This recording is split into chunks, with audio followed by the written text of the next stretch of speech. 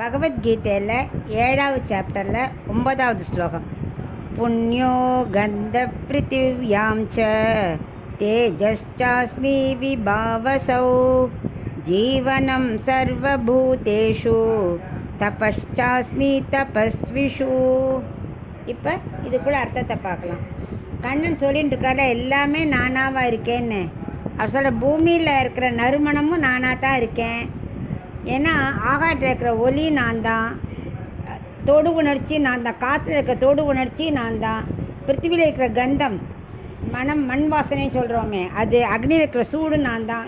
இது அப்புறம் எல்லாத்துலேயும் நானே மூச்சு காற்றாக இருக்கேன் அப்படிங்கிற, எல்லாரோட ஜீவர்களுக்கும் உள்ள மூச்சு காற்றே நான் தான் அப்படிங்கிற. ஏன்னா இப்போ நம்ம தண்ணி குடிக்கிறோம், அதில் ஒரு வாசனை இருக்குல்ல, ருசி.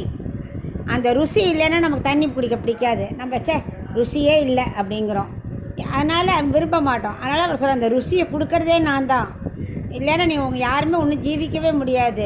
அந்த ஜீவனுக்குள்ள ஆத்மாவும் நான் தான். எல்லாம் படிப்பு இருக்குது, அழகு இருக்குது, பணம் இருக்குது, எல்லாம் இருக்குது. ஆனால் ஒன்று தான், மூச்சு இல்லை அப்படின்னா என்ன பிரயோஜனம்? ஸோ அந்த மூச்சு காற்றும் நான் தான் அப்படிங்கிறார்.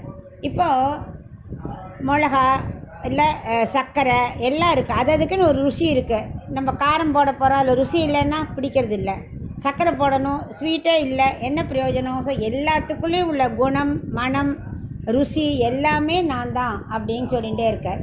அப்புறம் ஒரு கெட்ட மனத்தில் மட்டும் அவர் இருக்க மாட்டார் அப்படின்னா அவர் இருப்பார், எல்லாத்துலேயும் அவர் இருக்கார். இப்போது அர்ஜுனனோட ஆத்மாவும் அவர் தான், துரியோட ஆத்மாக்குள்ளேயும் அவர் தான் இருக்கார். அவருக்கு வேறுபாடு கிடையாதுன்னா அவரை எதுவுமே தீண்டாது. அவருக்கு மறுமணமோ வாசனை, கெட்ட வாசனையோ, துர்நாற்றம் எதுவுமே அவரை தீண்டாது. நமக்கு அது பிடிக்காது, நம்ம ஒதுங்கி போகிறோம், அவ்வளவுதான்.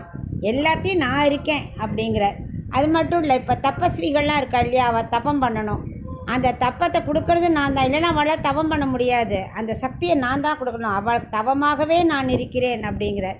இப்படி ஒவ்வொன்றுக்கும் நெருப்பில் உள்ள எரிசக்தி, நெருப்பு இருக்குது, எரியவே இல்லை, சூடு பண்ணல, காம்பரை அடுப்பை மூட்டுறோம், சூடே இல்லை அப்படின்னா சமைக்க முடியுமா? ஸோ அந்த எரிசக்தியும் நான் தான். தப்பசிகள் தப்பஸ் பண்ணணும்னு நினைக்கிறா, ஆனால் சித்திக்கவே இல்லைன்னா என்ன பிரயோஜனம்? அந்த தப்பஸாகவும் நான் இருக்கேன். அது மாதிரி ஒன்றொன்றுக்குள்ளேயும் நான் இருக்கேங்கிறத புரிஞ்சுக்கோ அர்ஜுனா அப்படின்னு 8லேருந்து 11 வரைக்கும் எல்லாமே நான் தாங்கிறத விவரிச்சுட்டு இருக்கேன்.